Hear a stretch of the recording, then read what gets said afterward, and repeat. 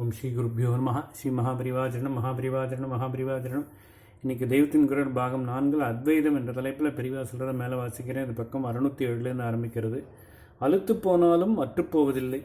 ஒவ்வொரு ஆசையும் ஒவ்வொரு சமயத்தில் அலுத்து போகிறது. ஆனாலும் எந்த ஆசையுமே ஒரு வழியாக அற்றுப்போயும் விடாமல் கொஞ்ச நேரத்துக்கு அப்புறம் விட்டேனா பார் என்று மறுபடி படையெடுக்கிறது.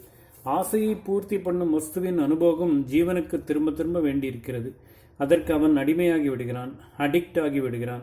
அடிமையாகிவிட்டால் அப்புறம் துக்கப்பட வேண்டியதுதான்.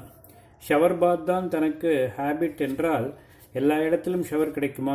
சங்கீதத்தில் ராசிக்கும் இருக்கிறவனுக்கு எப்பொழுதும் உசந்த சங்கீதமாக கிடைக்க முடியுமா? கவிதையிலே ரொம்ப ரசிப்பு, இலக்கியத்திலே ஈடுபாடு இருக்கிறவனுக்கு உசந்த விஷயமாக எப்போதாதான் கிடைக்கிறது. காமா சோமா கண்ணா பின்னா ஆகியவை தான் நிறைய கிடைக்கின்றன. இவனுக்கோ பிடிக்காமல் இருக்க முடிவதில்லை. அப்படி ஹேபிட் ஆகிவிட்டது. ஆனால் படிக்க எடுக்கிற புஸ்தகம் எதுவும் திருப்தி தரமாட்டேன் என்றது. அதற்காக படிக்காமல் இருந்தாலும் டல்லாக டிப்ரெஸ்டாகவும் இருக்கிறது. ஆசை உண்டாக்குகிற ஹேபிட் என்கிற பழக்க தோஷத்தினால் இப்படியெல்லாம் துன்பம். ரேஸ் கோர்ஸ், கள்ளுக்கடை, சீட்டாட்டம், காஃபி கிளப் என்றில்லை. எதிலுமே ஆசை வைத்தாலும் அது ஒரே இழுப்பாக இழுத்து அதிலே ரொம்ப ஆனந்தத்தை தந்த அனுபவத்துக்காக மறுபடி தாகப்பட வைத்து ஒருத்தனை வரட்டி எடுத்து விடுகிறது. இவன் எதிர்பார்ப்பது உசந்த சங்கீதம் பிடித்தவனுக்கு உசந்த சங்கீதம், கிராமி கூச்சல் பிடித்தவனுக்கு அப்படிப்பட்ட கூச்சல், உசந்த லிட்ரேச்சர் பிடித்தவனுக்கு ரசமான இலக்கியம், ஆபாச கூத்து பிடித்தவனுக்கு அந்த ஆபாசம், இட்லி சாம்பார் பிரியனுக்கு அந்த போஜ்யம். இப்படி ஒவ்வொருத்தனும் எதிர்பார்ப்பது அவன் ஆசைப்படும் தரத்துக்கு எப்பொழுதும் கிடைப்பதில்லை. அப்படிப்பட்ட சமயங்களில் ஏமாற்றமும் துக்கமுமே ஏற்படுகிறது. அந்த ஆசை இல்லாதிருந்தால் இந்த துக்கமும் இல்லை.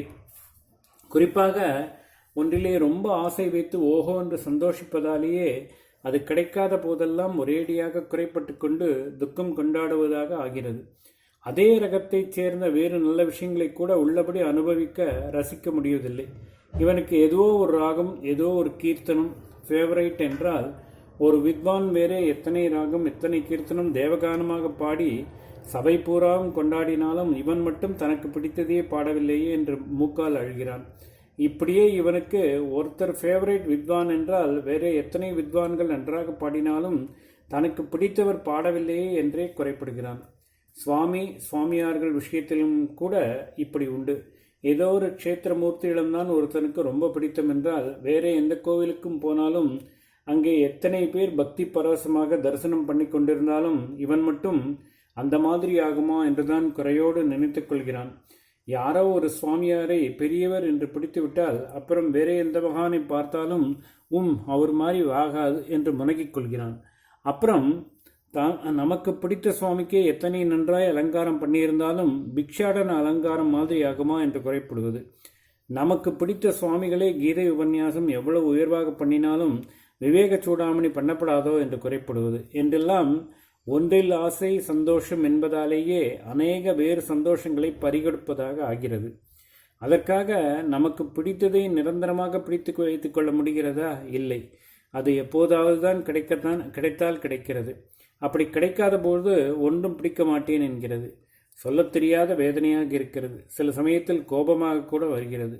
கஞ்சா இந்த நாளில் ட்ரக் என்ற பெயர் தந்திருக்கும் போதை வஸ்துக்களில் ஆசை வைத்து ஹேபிட் ஆக்கிக் கொள்ளும்போது ஆசை பூர்த்தியால் தேகம் கெட்டு புத்தி கைவல்யம் ஏற்படுகிறது என்றால் ஹேபிட்டை இவன் விட பார்த்தாலோ முடியாமல் அது அவனை படாத பாடுபடுத்தி பிராணஹத்தி கூட பண்ணிக்கொள்ள செய்கிறது என்கிறார்கள். அதாவது ஆசையால் கெடுதல் என்று தெரிந்தால் கூட அதை விட்டு விடுவது சிரமமாயிருக்கிறது. நாம் பெருசாக ஆசைப்பட்டு தேடி போகாமல் அதுவாகவே வந்து கலப்பில்லாத ஆனந்தம் தருவதாகவும் சில வஸ்துக்கள் இருக்கின்றன. கொஞ்சம் விஸ்ராந்தியாக இருக்கலாம் என்று பீச்சில் போய் உட்கார்கிறோம், அல்லது மொட்டை மாடியில் போய் உட்கார்கிறோம்.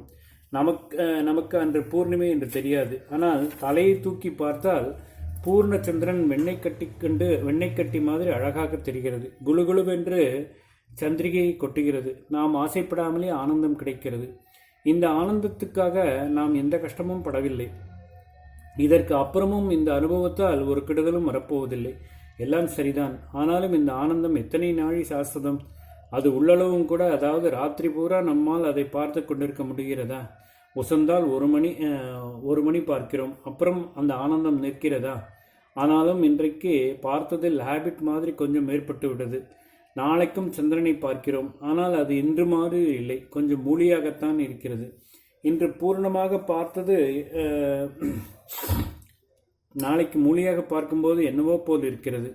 எப்போ பூர்ணிமை வரும் எப்போ வரும் என்று இன்னும் ஒரு மாதத்துக்கு அப்புறம் அதே நாள் வருகிற வரைக்கும் ஒரு ஆசை அடித்துக்கொண்டே இருக்கிறது.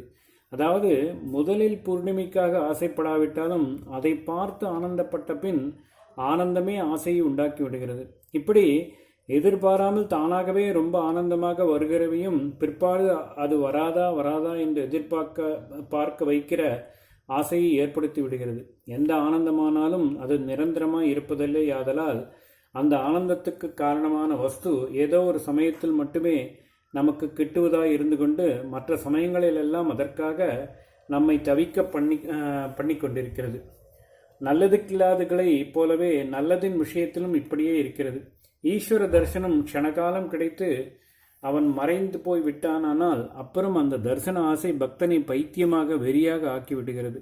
அதை ஒரு உத்தமமான விரக தாகபமாக சொல்கிறார்கள். அந்த பாவத்திலேதான் மாணிக்க வாசகர், ஸ்ரீ கிருஷ்ண சைத்தன்யர் எல்லாம் கதறு என்று கதறி மூச்சு போட்டு விழுந்திருக்கிறார்கள். சென்ற நூற்றாண்டில் இப்படியே ராமகிருஷ்ண பரமஹம்சாவை சொல்கிறார்கள். ஓம் ஸ்ரீ குருப்யோ நமஹ. ஸ்ரீ மகாபரிவாஜரணம் மகாபரிவாஜரணம் மகாபரிவாஜரணம்.